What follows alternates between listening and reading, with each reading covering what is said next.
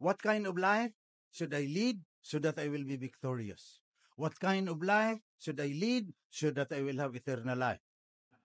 Because in the gospel, God gave the testimony. Yan, anak ko yan. Tingnan mo, pinapagaling yung mga lepers. Tingnan mo, pinapadami yung pagkain. Tingnan mo, nakakakita yung mga bulag. That is God's testimony that Jesus is the divine word.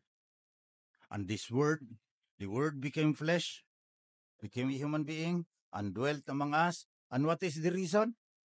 From his words, I have come that they might have life and have it more abundantly.